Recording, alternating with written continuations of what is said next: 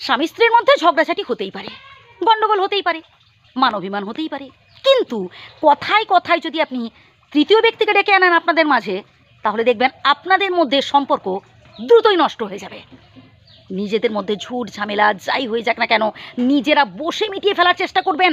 কখনো তৃতীয় ব্যক্তিকে আপনাদের মাঝে নাক গলাতে দেবেন না। তৃতীয় ব্যক্তিদের স্বভাব কেমন জানেন? আপনাদের সমস্যাগুলো প্রকট আকার ধারণ করা, আপনাদের সমস্যাগুলো শুনে নেবে, দিয়ে ওর কাছে গিয়ে বলবে, সেটা সমালোচনার আসর বসাবে। তাই কেন বলছেন, কেন তৃতীয় ব্যক্তিদের ডেকে আনছেন? স্বামী স্ত্রীর সম্পর্ক হচ্ছে যুগ যুগান্তরের সম্পর্ক। একটা মেয়ে তার বাবার বাড়ির সুখ শখ ঐশ্বর্য সব কিছু ছেড়ে সে শ্বশুর বাড়িতে আসে ঘর করতে।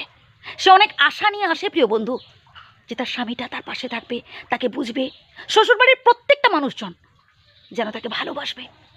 আমি অন্যান্যদের কথা বাদ দিলাম, তার শ্বশুর শাশুড়ি যা ননদ তাদের কথা বাদ দিলাম, অন্তত তার প্রিয় স্বামীটাই যেন তাকে বোঝে।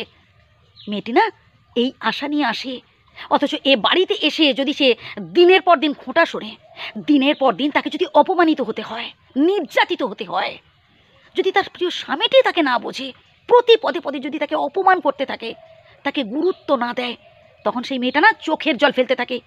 আর যে বাড়িতে মেয়েরা কাঁদে সে বাড়িতে কোনোদিনও লক্ষ্মী থাকে না, সেই বাড়ি হয় লক্ষ্মী ছাড়া। তাই কেয়ার করুন, আপনার স্ত্রীকে একটু ভালোবাসুন, একটু রোমান্টিক হওয়ার চেষ্টা করুন না। মাঝে মধ্যে একটু ছুটি ছাটা দেখে বাড়ির বাইরে থেকে ঘুরে আসুন, স্ত্রীর মন পাবেন। কখনো বলবেন না আমার বাড়ি থেকে বেরিয়ে যাও। আচ্ছা প্রিয় বন্ধুরা, বলুন তো কোনটা কোনটা একটা মেয়ের বাড়ি?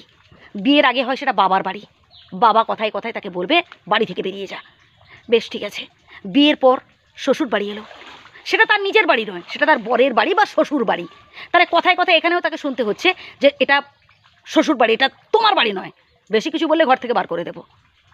আচ্ছা পরবর্তীকালে যখন তার ছেলে হচ্ছে বড় হলো, চাকরি বাকরি পেলো, বয়সকালে তার ছেলে যখন তাকে খোঁটা দেবে এটা আমার বাড়ি, আমি যেটা বলবো তোমাকে মানতে হবে। আচ্ছা বলুন তো বন্ধুরা, তাহলে একটা মেয়ের কি বাড়ি থাকতে নেই? উত্তরে জানাবেন। আমার শুধু একটাই প্রশ্ন, মেয়েদের কি সত্যি বাড়ি নেই?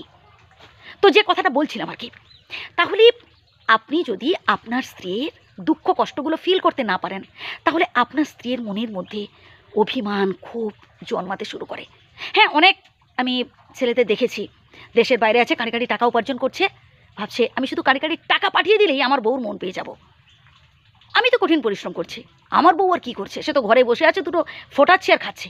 না প্রিয় বন্ধু, ঘরের মধ্যে এমন অনেক কাজ থাকে যে একটা লিস্টে শেষ করা যায় না, এমন বহু কাজ থাকে যেটা মুখে বলে না শেষ করা যায় না।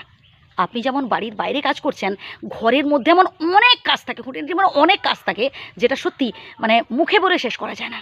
তাই একে অপরকে বুঝতে হবে, শ্রদ্ধা করতে হবে, সম্মান করতে হবে।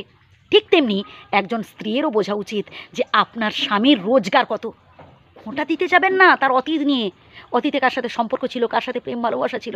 ভাই প্রত্যেকের জীবনে অতীত আছে, প্রত্যেকের জীবনে পাস্ট বলে কিছু না কিছু জিনিস আছে। কেউ প্রকাশ করে যাদের সৎ সাহস আছে, আবার কেউ কেউ দেখবেন ভয়ে চুপ করে থাকে, জুজু করে থাকে। তাই কেন অতীত নিয়ে বেশি ঘাটাঘাটি করতে যাচ্ছেন? আছেন তো বর্তমানে, ভালোবাসুন না বর্তমানটাকে। হ্যাঁ, আপনার স্বামী কঠিন পরিশ্রম করে বাড়ি ফিরে এসেছেন, তো সেই মুহূর্তে কেন আপনি আপনার স্বামীর কানে ফুটতে যাচ্ছেন সংসারের অশান্তির কথাগুলো, আপনার যে অবজেকশনগুলো কেন সেই মুহূর্তে বলতে যাচ্ছেন? ঠিক আছে, মানুষটা বসুক, এক গ্লাস জল দিন, মাথা ঠান্ডা হোক, 1 ঘন্টার পরে বলুন, 2 ঘন্টার পরে বলুন, সেই মুহূর্তে বলতে হবে না প্রিয় বন্ধু, এটা বুঝতে হবে। আবার অনেক